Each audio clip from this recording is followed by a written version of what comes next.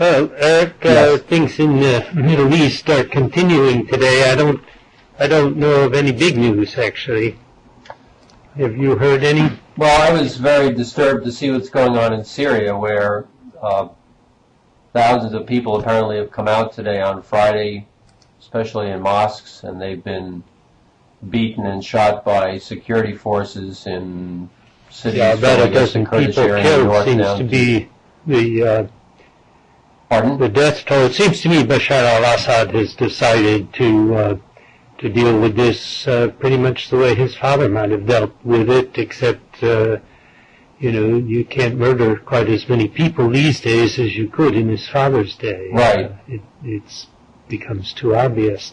But he's essentially offered absolutely nothing in the way of serious propositions of reform, and has tried to stiff the demonstrators completely so far. And it'll be interesting to see whether they're able to sustain their momentum. I think the Syrians are caught a little bit by surprise. I mean, this happened maybe quicker than even people who wanted it to happen thought possible, and I'm not sure they're fully prepared. Yes, I had one of my PhD students, she's actually Syrian, do a guest posting on my blog on the New Middle East, and she had mentioned that the government had published a number of self-congratulatory articles in the popular press, and even issued a invitation to President Obama to visit Syria before the problems began in the southern city of Daraa. I guess that they initially thought that they were going to be bypassed by all this change, and that Syria would then be able to posit itself as a country in which all its citizens are very happy with their leadership. Yeah. And the Wall Street Journal interview with Bashar was more or less along the same lines. But the real question now is, can the protesters maintain unity? Can they maintain their momentum? They, among other things, have to agree on what they're trying to achieve. I mean, so far it's not absolutely clear to me that there's a unified position. Yes, I think they want to have the emergency laws, which, as you know, have been in place since 1963, removed, and I hear that the government is willing to do that. However, I understand what they're going to do is substitute in its place anti-terrorist laws or anti-terrorism laws, which will in effect mean that the same type of strictures are in place, the same type of restrictions on people's behavior and ability to express themselves will still be there. I think it'll be a lot more difficult than the Egyptians, because I don't think the Syrian military has the same type of perspective as the Egyptian military. I don't think that a lot of the military is going to be very sympathetic to the demonstrators, as it was evident that many of the middle-range officers and the non-commissioned officers and even the conscripts were. And I don't think we have a situation as in Tunisia, where the commander-in-chief refused to obey the orders of President Zainuddin Ben Ali and fire on the demonstrators. So I think they're going to have a much harder road to hoe in Syria, even if they do have that unity, because they're going to be facing a very nasty, well-disciplined armed forces and security service that can really kill a lot of people. Yes, and it's not a group of protesters entirely well prepared for it. We'll wish them the best, though. Yes. What about Yemen? Have you heard any news today? Well, it seems in Yemen that the number of demonstrators are increasing, and it looks gradually like President Ali Abdullah Saleh is ceding bit by bit more and more power, but he still wants to stay in office for a while so that there can be a transitional period to a new ruler. But I think most people feel in Yemen that that's just a strategy to hopefully ride out the discontent and then somehow keep him or members of his clique still running the country. But there, it seems to me, and I'd be interested to hear your point of view, that the country could certainly split apart. I mean, the marriage of the North and South of the old British colony of Aden and the Republic of Yemen has never been a particularly happy one. and with the country losing its water and its oil, the little oil resources diminishing, and having some radical elements in the country that are already trying to stir up problems, it seems to me that Yemen is probably the least best place of any of the countries in which the protests have spread to really bring about positive change. Well, it's got all the symptoms of fragile statehood, and you would expect all sorts of problems there, even in the absence of the demonstrations. The demonstrations add an additional strain, though I confess that so far, at least, separatism doesn't seem to have been a main theme of the demonstrations even in the South. I mean, what's your reading about that? Well, I agree. I think there is a sense of Yemeni nationhood, but we all remember that the colony of Aden transformed itself into the People's Democratic Republic of Yemen, a so-called Marxist state. And I still think you have an ideological cleavage between many of the folks in South, perhaps most of all in the city of Aden, which has a strong tradition because of the British repair port for their ships for many, many years. So you had a strong labor movement develop, and many of those leaders are still around, and there's some support for a more left-leaning ideology, and I think that runs against some of the more conservative type of ideological perspectives that one finds in the Yemeni capital farther to the north in Sana'a. So there may also be that kind of issue, not so much the separatist issue, but really the people in the south wanting to see a different type of governance. Well, Saleh has survived so far. He seems unusually slippery and difficult to pin down. That he does. Keeps on making offers that then don't appear to be real afterwards. It's amazing to watch his maneuvering. And today, I think he delivered fairly large-scale pro-government demonstrations to compete with the anti-government folks. Yeah, I think he has a lot of people, as we see in Syria, who are connected to the regime or who are part of the armed forces, who are part of the security services. And I think we're seeing that also in Libya, and we certainly see that in Syria, that these folks see change not just as change per se, but as really threatening their position within the state apparatus and their livelihoods, because they're going to find themselves really out of positions of political power and perhaps even out of work. Absolutely, though the Libyan regime seems to be fraying not so much at the edges, but at the middle. Yes. At a number of high-profile defectors, even as they have gained on the ground against the rebels. Yes, although I just saw that one of the people who was said to have fled, this Abdussalam Taraki, who is in Cairo now, said that he's basically just left to get away from the fighting, but that he's not going over to the side of the rebels. So it seems also that there's a lot of ambiguity on the part of many people as to where the situation is going to fall out in the end. Perhaps they are all hedging their bets. Maybe some of them, are torn between wanting to keep the ties to Qaddafi because of the benefits they've received, but also realizing that he's a brutal dictator, and that if they continue to support him, they might find themselves facing the International Court of Justice at some time in the future if they support his policies.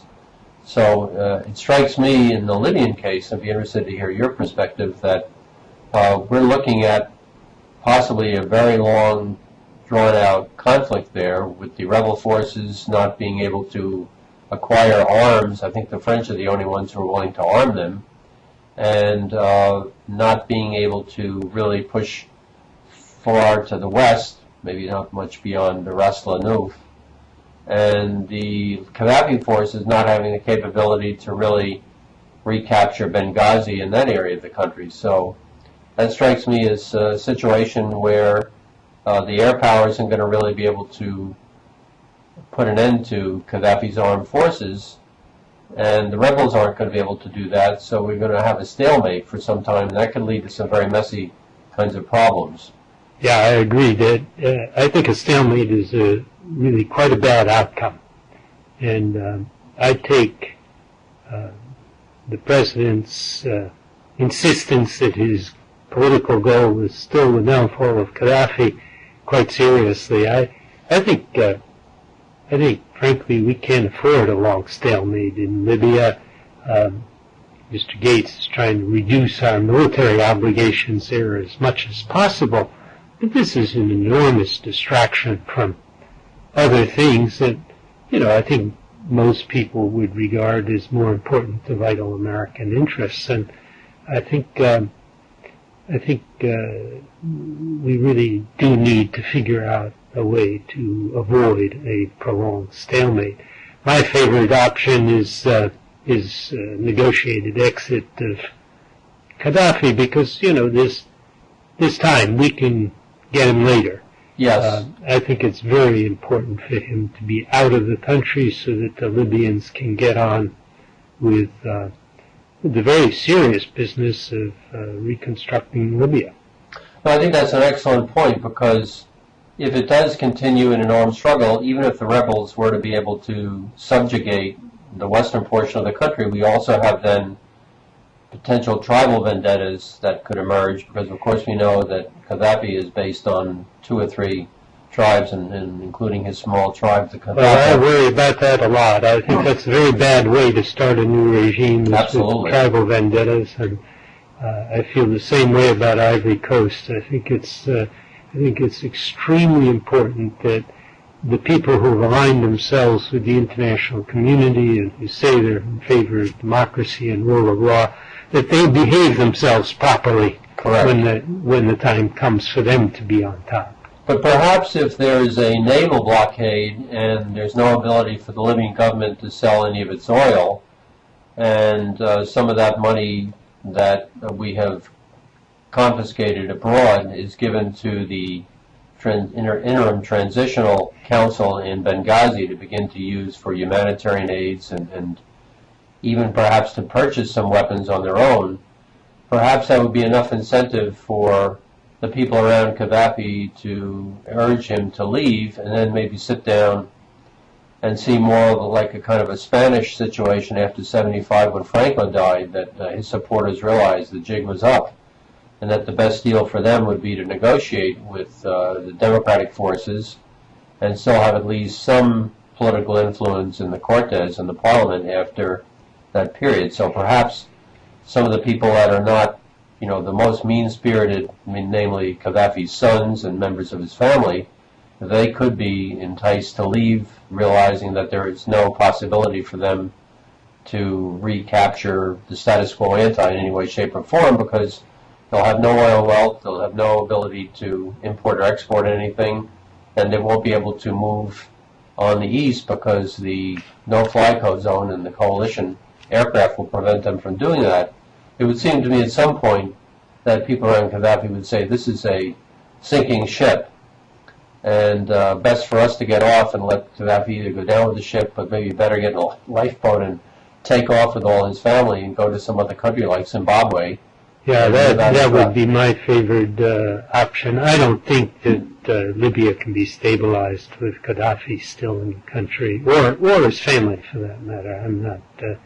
I wouldn't be too keen on the idea of negotiating with Saif al-Islam either. No. It seems to me that what we need is for the non-Qaddafi part of the regime, that is the non-Qaddafi family part of the regime, to read him the Riot Act and tell him to get the hell out of there, yes, so that I they would can agree. save their own skins. And that's actually preferable, it seems to me, preferable to what they've been doing, which is defecting here and there. Much better that they should help us sort out the situation while they're still in the country.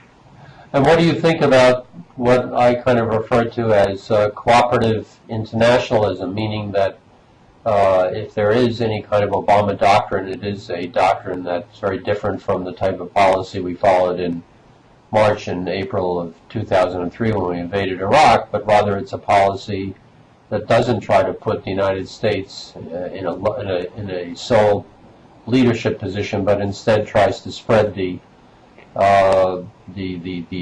expense, the effort out among many different coalition partners. How do you respond to the arguments that have made by many, especially some of the more conservative members of Congress, who have said that it's not acceptable for U.S. forces to be in this kind of a setting because it allows other countries to be leading our forces and making decisions when only the United States military should be making those type of decisions? Well, here I think it's not so much for me a difference between two presidents as it is a difference between the circumstances. I mean, like it or not, George W. Bush, mistakenly as it turned out, thought that there were vital U.S. interests at stake in Iraq, namely in the form of weapons of mass destruction. We can quarrel about whether he really believed that or not, but, you know, I think Barack Obama, faced with a situation in which he believed that there were weapons of mass destruction in the hands of a sworn enemy that was determined to use them against the United States, I think Barack Obama would also act unilaterally. I think the circumstances are different, and the circumstance in Libya is much more akin to the situation in Kosovo or in Srebrenica in Bosnia during the 1990s than it is to the situation, pre-war situation in Iraq. And we intervened not because we had vital American interests at stake, but because we could intervene. The President said this very explicitly the other night. It was a feasible intervention that would save a large number of lives. And it's a very different kind of circumstance. Of course, sure. And one in which, you know, I think even very conservative people should be able to accept the fact that that's different and that the command and control structure for such an operation might be different as well, and that in fact getting other people to take on the burdens when your vital interests are not at stake is a good thing, not a bad thing, especially for a country as strapped financially as we are. So I see the circumstances as really dramatically different. Right. I would expect Barack Obama, if faced with an imminent, clear threat to the American homeland, I mean, he would act. He wouldn't wait for Security Council resolution. Sure. But this circumstance was not like that, and I think he did exactly the right thing, and I think devolving the burdens to others is also the right thing. Well, perhaps what might come out of this is a new approach in the sense that we really begin to take questions of massive human rights violations, or even what we might call genocide, seriously, so that policies begin to emerge and develop in the international context that will allow nations to spring into action when we see that leaders of certain countries decide to indiscriminately, massacre large numbers of their citizenry, because I think that that's something that if we take Nuremberg seriously, that can no longer be allowed, and we don't want to see again, as you pointed out, in the Balkans or in Rwanda or elsewhere, to see that type of situation emerge again. No, I think when you act in those circumstances, acting in concert with others strikes me as the right thing to do. Iraq today, though, is a different Iraq from the Iraq of 2003. I find it really dramatically changed, and on the whole for the better, even though there are gigantic problems remaining.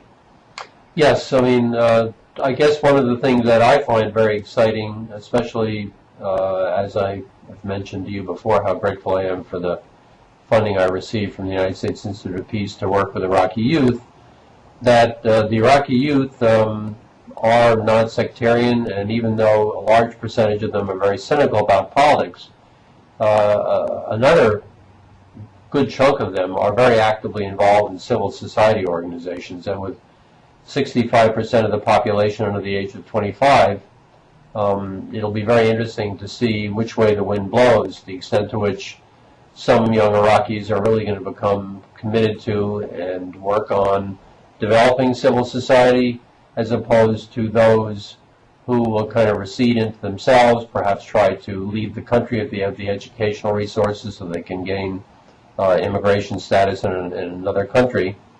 It seems to me that those are some of the key kind of issues. But one thing that concerns me is, even though I think Prime Minister Nouri al-Maliki is not in any way, shape, or form an authoritarian leader, I think that we both agree that he has, to a certain extent, attempted to centralize power around himself, and he's really not promoting the kind of political culture that really is pluralistic and tolerant, the kind of political culture, it seems to me, from at least the results that I've gotten from my research with Iraqi youth that I'm continuing to analyze, that shows that they do want that kind of open society in which they can find some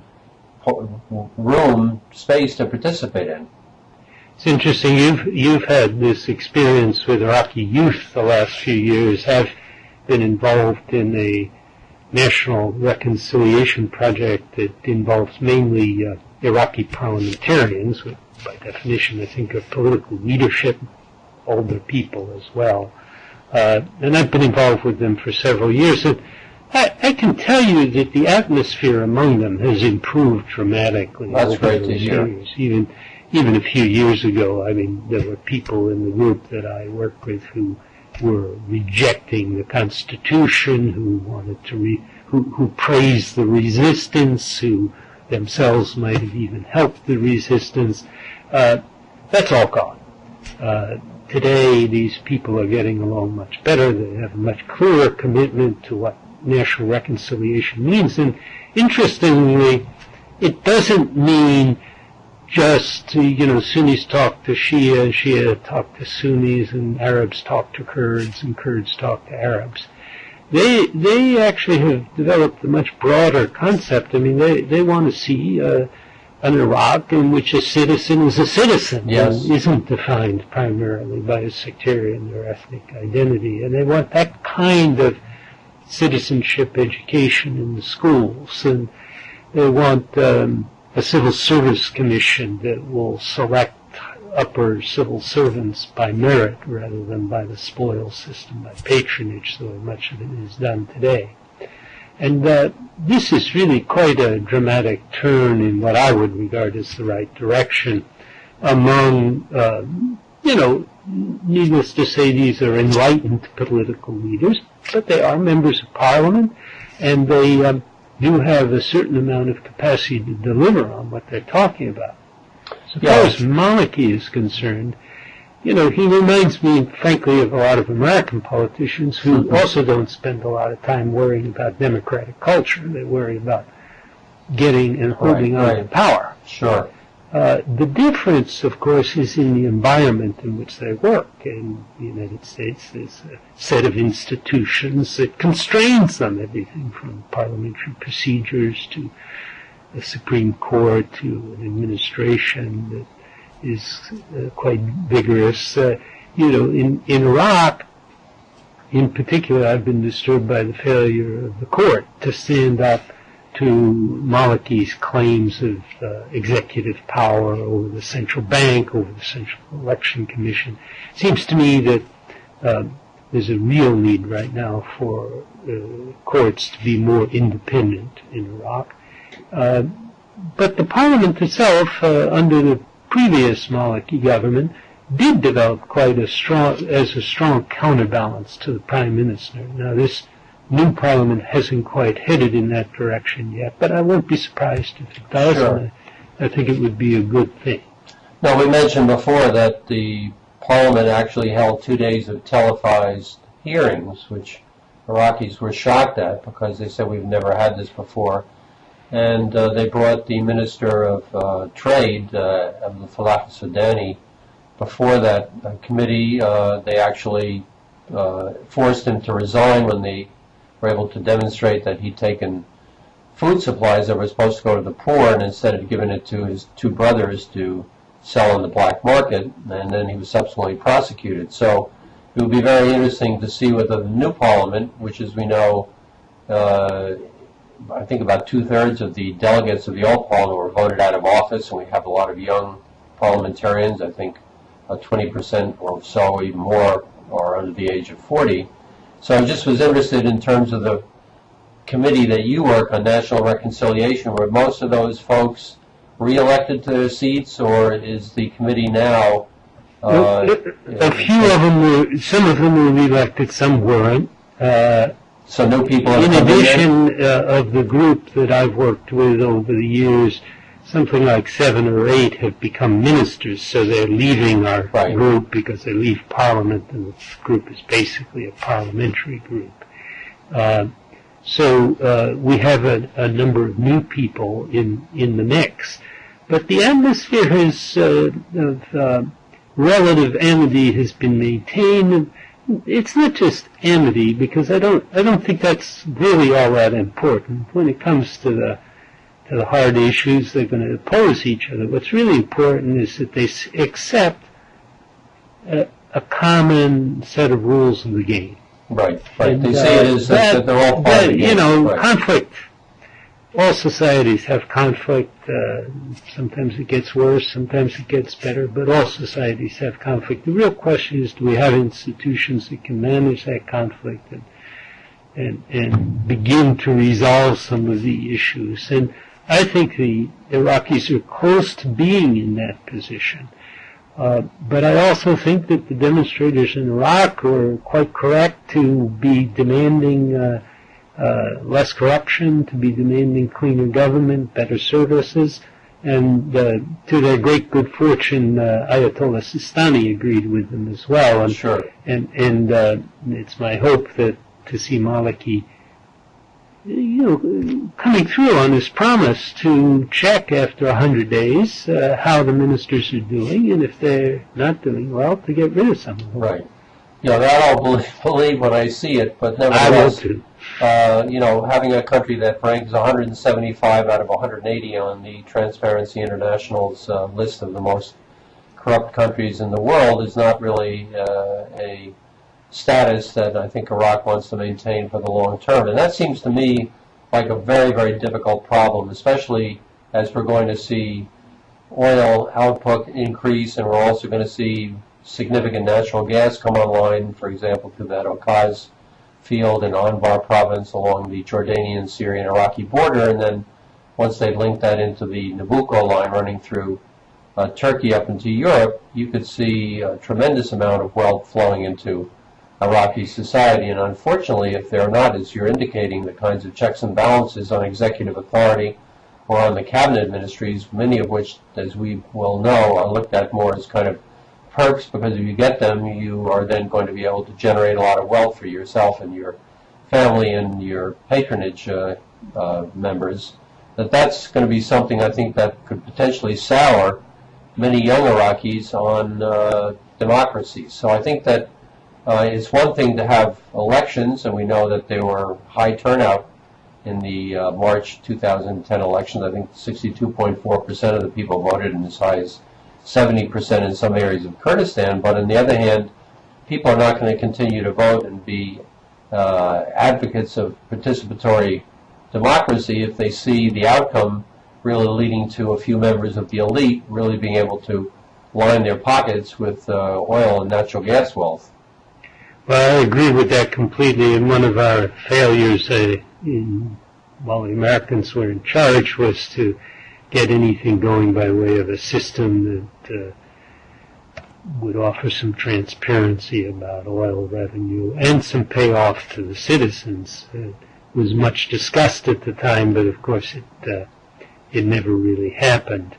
I think it is very important, though, if Iraq is able to continue to stabilize, it could become a very major oil exporter, and it could export not only through the Gulf, but it could export by pipeline to the north and west, sure. and for both gas and oil. that would be a tremendously positive development in the world energy market, that Iraqi oil wouldn't necessarily be going through the Gulf, and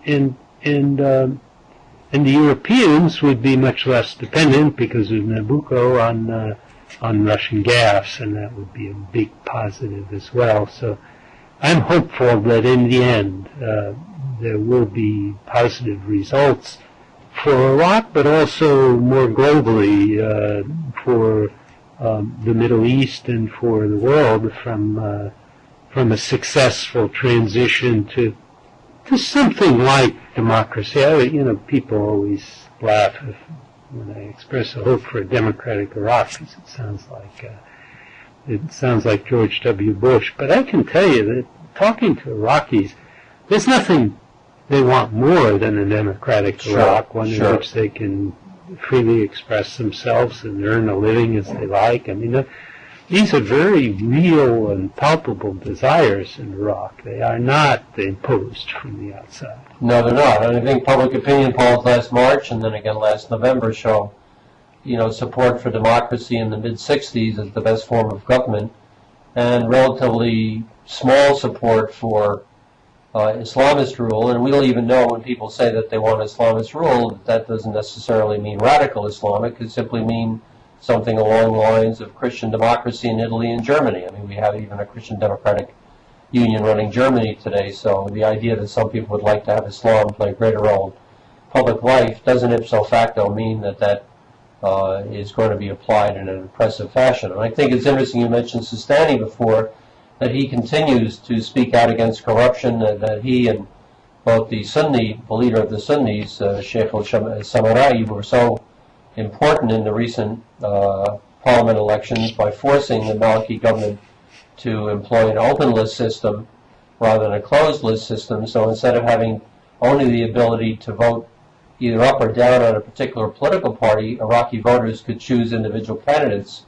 And that seems to have been very, very important for women in particular, because since one out of every 3 candidates has to be a woman, it meant that they couldn't just get their mothers and daughters and sisters and girlfriends or whatever to put them on the party list and have them put into power, and they'd basically be taking orders from the men. But instead you did have at least some independent women elected to parliament. I think that's very important for pushing the agenda of women's rights, since I think the statistics are so skewed demographically in Iraq that between 60 and 65% of the population is really made up of females. Absolutely, they are certainly the majority in Iraq, not the minority by any stretch of the imagination. I don't really see anything standing in the way of continued American withdrawal from Iraq, but it seems to me that both the Americans and the Iraqis are likely to want a pretty big training assistance mission still in Iraq after the end of the year. Is that your impression? Yes, I do. And I think recently, as we just saw a couple days ago in Kirkuk, were American forces in a very unusual situation where they had to intervene to kind of separate, Arabs, Kurds, and Turkmens. That I suspect that despite all the political rhetoric of getting American troops out of the country, that the majority of Iraqis will still want to have them maybe out in bases in the desert where they're not seen, always in the background there, to prevent a reversion to this type of civil strife that we saw, after 2003. It seems to me that no one wants to return to that kind of situation. And if we're going to be providing them with their Air Force and training them, and then we're going to get into the situation of needing spare parts and trainers for the long term, it seems to me there's a kind of military logic which will require them to continue to sustain American troops there, at least in an advisory capacity, because otherwise they really won't be able to optimally use all this new military equipment that they're purchasing. The big unknown about this, of course, is what the Sadrs will do, what Muqtada al-Sadr's followers, and what he himself will do about it, whether he'll insist on absolutely all the Americans being withdrawn, or whether Maliki is believed to favor the at least a few Americans staying, will prevail. Yes, and I think the Sadrists, their strength is directly correlated to the extent to which the government really tries to provide public services. It seems to me that one of the reasons the Sadrists have reemerged is that with the downturn in oil price, of course, they're now going up again. The Maliki government either hasn't wanted to or hasn't been able to really to provide a lot of services to the endless stream of migrants who are coming into urban areas and don't have jobs. And then these people are very susceptible to being mobilized by groups like the Sadrists and other militias that have appeared in the South. And that to me is a very disturbing type of development, especially because groups like that can be manipulated by outside forces, especially Iran.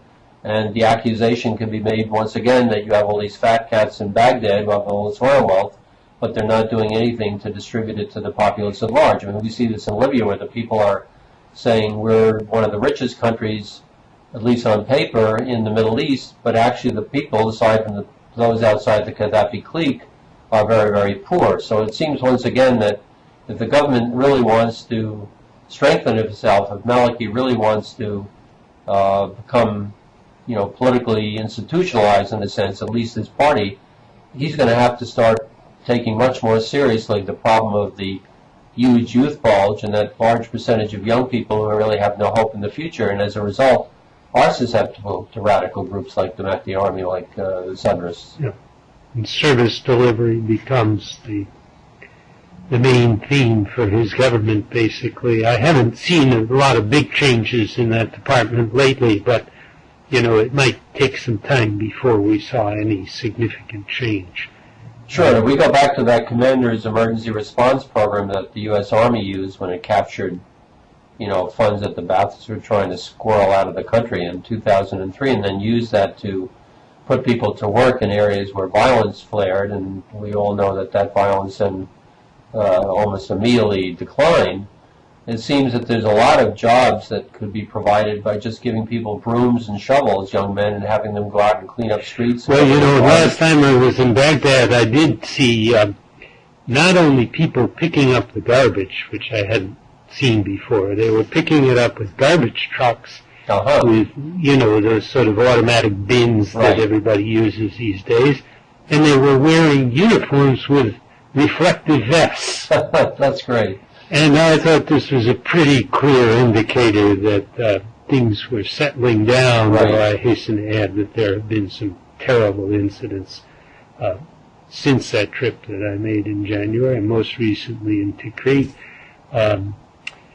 The government really has its work cut out for itself, defeating definitively the insurgency. It just seems to come popping back. Yeah, just that incident, as you mentioned the other day in Tikrit, is very disturbing, and the fact that they really can't, you just can't, even if you are well developed in a security sense, you just can't suppress situations like this when they pop up in multiple venues, no matter how well you try to do that. So people can buy uniforms. They have a big challenge. Sure. Well, I wish them well. I know you wish them well. I certainly do. And I wish you well in your work with the youth. Absolutely. I think what you have to say is very promising about the young people. Yes, I'm going to and try I to hope push that my that politicians deliver on half of what they they do. Of what they've said they would. We could have a model for other countries and for those people, young people and not so young people who are demonstrating to really say, look,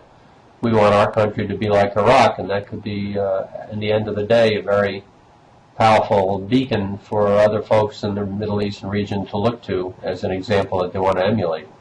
Well, I'm glad to hear you say you've studied Iraq for much longer than I have, and that you still have some hope that that'll happen is a good thing in my view. Well, it's been a great pleasure, Dan, to speak with you as always, and wish you well in the great work that you're doing at the USIP. It's good to talk to you. Come see me if you're in Washington. I definitely will, Dan. Take care and have a good weekend. Bye-bye.